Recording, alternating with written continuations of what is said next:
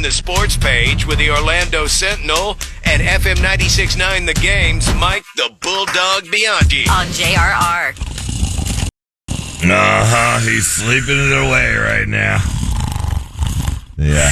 Wake up, Pat. Come on. That's the dog. It's the live feed coming. His internet must have come back up and he didn't realize it. No, his internet's still out. He's been without internet. I want people to think about this for a moment. If you had to be, which is sad in this day, but if you had to be without internet since he was having issues Wednesday, Thursday, Friday, he's been out since Friday. I know his pain. I went through that. Prompted me to drop my last internet company and sign up with a new one. Mm-hmm. I showed them. That's how Lynch does it. And then I believe you sent a tersely worded email. I didn't give him a glowing review. I'll put it to you that way. All right, let's begin with some basketball news. The NBA trade deadline is coming up on Thursday. The big prize thought to be out there is Milwaukee Bucks, Giannis Antetokounmpo. Mm-hmm. The Bucks are apparently making some counter trade offers. The teams that are in the mix, word is the Heat, the Timberwolves, the Warriors, and Knicks most actively pursuing Giannis. So don't give him to the Heat. Give him to Orlando. I don't think Orlando has been mentioned as being very active, although anything's possible. Come the 11th hour on Thursday, we'll see. He has ties to Orlando with the upper management, so maybe. Speaking of the Magic, they'll be back in action tonight on the road. They've got OKC.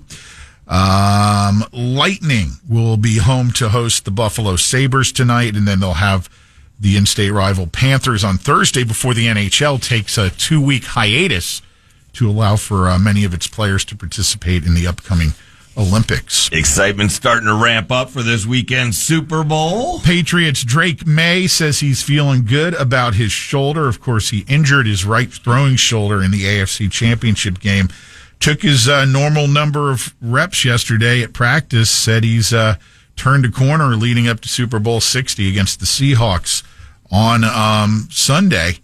You're going to be on a boat Sunday, huh? Watching the Super Bowl? No, I actually get back late Sunday, so Super Bowl is going to be get home and boom, it's on. Okay. I had to cancel the Super Bowl parties. I didn't realize this little event I have coming up was during this time, man. Over on the other side of the field, you've got the Seahawks offensive coordinator, Clint Kubiak, son of Gary Kubiak, fought to be the next Raiders coach, and of course all the media is all over him. Hey, are you going to be? And he's like, nope, focus is on the Super Bowl this Sunday. That's all I'm thinking about, said Kubiak. He was like, well, what do you... Ask dumb questions, get dumb answers. Mm-hmm. Yeah, well, he's going to sit there and he's going to opine openly about his next gig with the Raiders while he's trying to construct a game plan to win the Super Bowl this week. To figure out how to go for Drake May's shoulder. What are you implying there or insinuating, Taco? Well, Seahawks have a hell of a D. You're not allowed to hit the quarterback anymore. And, yeah. How did his shoulder get hurt again? In other NFL news, the NFL will return to Mexico City with a game in 2026, according to Commissioner Goodell. They also announced that they will have a game for the first time in Paris, France, where the naked ladies dance. NFL also playing in Australia next season, so more and more games, getting in front of the international audience, which the NFL, on a business level is continuing to try to grow, and looks like they are having great success at doing that. I think it's cool, too, for us, the viewers, that football games start earlier. Like when they had them. The early Sunday morning games. Yeah, that's beautiful. Yeah.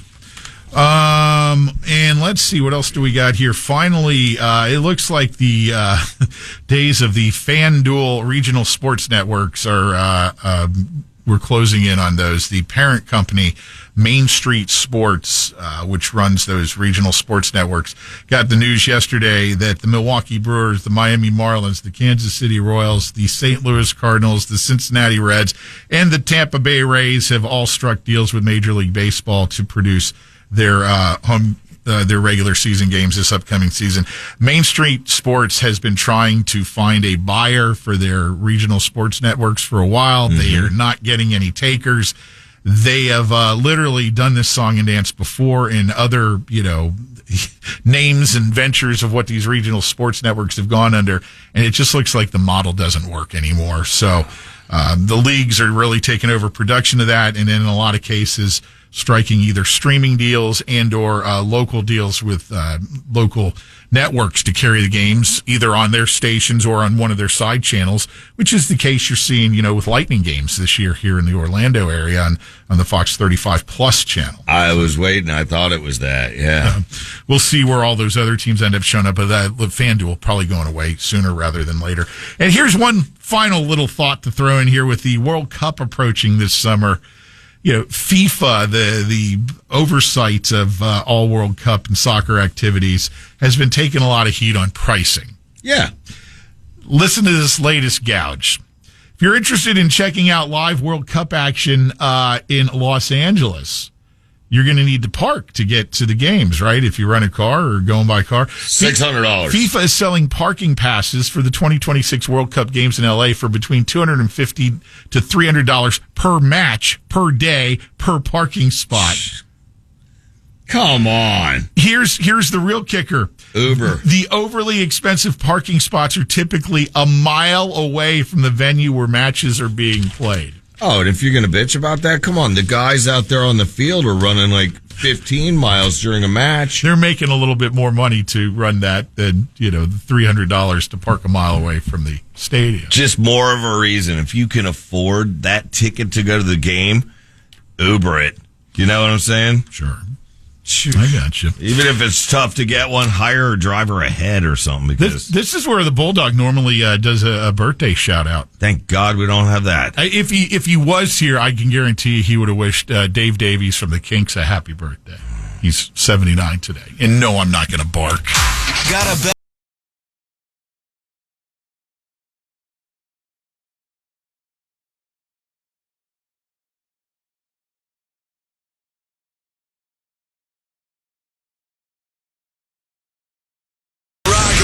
For 3 decades. 101.1 WJRR. Orlando's rock station.